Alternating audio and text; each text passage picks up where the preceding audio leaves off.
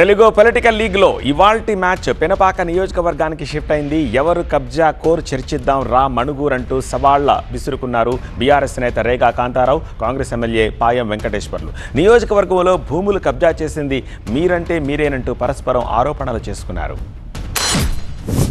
తెలంగాణ అంతటా ఒక రకం రాజకీయం నడుస్తుంటే పినపాకలో డిఫరెంట్ పాలిటిక్స్ నడుస్తున్నాయి. కాంగ్రెస్ నేతలు కుట్ర చేసి తనపై తప్పుడు కేసు పెట్టించారని ఆరోపించారు బీఆర్ఎస్ నేత రేగా కాంతారావు.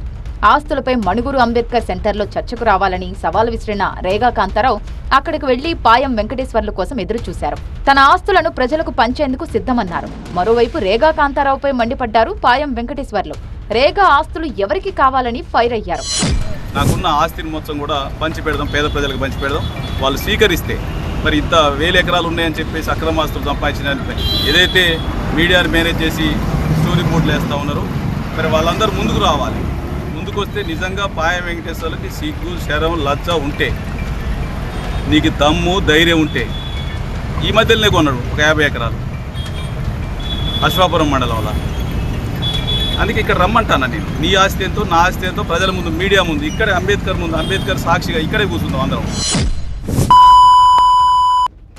ఎవరు అడిగారు? ఏదో పంచుతారని చెప్పేసి పెద్ద పెద్ద మాటలు మాట్లాడుతూ ఉన్నారు.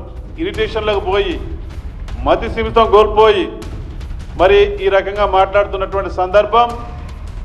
మరి ఇవాళ గతంలో ఎమ్మెల్యేగా ఉన్నప్పుడు భూదందాలు చేసినాడు, ఇసుక మాఫియా, మట్టి మాఫియా, గ్రావెల్ మాఫియా, మరి భూ కబ్జాలు, సెటిల్మెంట్లు, గంజాయి చేసే వాళ్లకు ఎంకరేజ్మెంటు, గంజాయి చేసుకునే వాళ్ళకు పార్టీలో స్థానం కల్పించాడు. అటువంటి దిక్కుమాలిన ఈ రేగా కాంతారావు అని చెప్పేసి ఈ సందర్భం మీ ద్వారా నేను తెలియజేస్తా ఉన్నా. కబ్జాలపై చర్చించేందుకు పాయం కానీ ఆయన వెనకాల ఉన్న మంత్రులు కానీ రావాలన్న రేగా సవాల్కు కౌంటర్ ఇచ్చారు పినపాక ఎమ్మెల్యే వెంకటేశ్వర్లు. వాళ్ళకి దమ్ము, ధైర్యం ఉంటే మరి దీన్ని స్వీకరించాలని చెప్పేసి కోరుతా ఉన్నాం. ఇక్కడ ఉన్నటువంటి స్థానిక ఎమ్మెల్యే స్వీకరించాలని చెప్పేసి కోరుతా ఉన్నాం. ఇక్కడ ఉన్నటువంటి మణుగూరులో ఉన్నటువంటి గవర్నమెంట్ భూములు అన్నీ అమ్మి పడేసింది. గవర్నమెంట్ భూములు అమ్మినోడు ఎవడయ్యా అంటే ఎవడన్నా నా పక్కన ఉన్న ఎవరన్నా, నా పక్కన ఉన్నటువంటి నా మాజీ జెడ్పీటీసీలు కావచ్చు, మండల ప్రెసిడెంట్లు కావచ్చు, నా కార్యకర్తలు ఎవడన్నా గవర్నమెంట్ భూమిని అమ్మినట్టు తేల్చగలిగితే నేను పెంచేది అంబేద్కర్ బొమ్మ దగ్గర బుక్కు నేలకు రాస్తాను. మరి మీరు అమ్మినట్టు మీ ఎంబడి తిరిగే బ్యాచ్ మొత్తం గవర్నమెంట్ భూములను అమ్మిరు, గవర్నమెంట్ భూములు మొత్తం పంగనామాలు పెట్టిరు మొత్తం. అవన్నీ నేను నిరూపిస్తాను. నువ్వు ముక్కు రాకుతావా ఇక్కడ అని అడుగుతా ఉన్నది. నీకు ధైర్యం ఉంటే స్వీకరించు. నేను విసిరినటువంటి సవాళ్ళని స్వీకరించి ముందుకు రావాలి. నిన్ననే రావాలి నీకు ధైర్యం ఉంటే. ఈ పాటికి నువ్వు స్టేట్మెంట్ ఇవ్వాలి. మా ముఖ్యమంత్రి గారి పైన, మా ఉమ్మడి ఖమ్మం జిల్లా మంత్రుల పైన ఇంకోసారి నోటికి వచ్చినట్టు, ఇష్టం వచ్చినట్టు మాట్లాడితే మా పార్టీ కార్యకర్తలు, నాయకులు ఉరికిచ్చి గెదిమిచ్చి కొడతారు.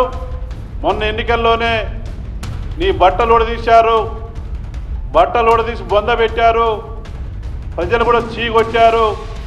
అయినా ఇంకా సిగ్గురాల. ఏ ముఖం పెట్టుకొని వచ్చాడు? మన ర్యాలీలు చేస్తున్నాడు, టపాసులు కాల్చుకుంటా ఉన్నాడు.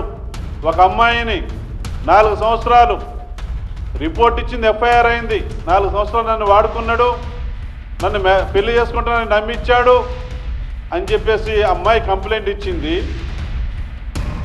వారు చూసుకోవాలి. అది రాజకీయాలకే సంబంధం.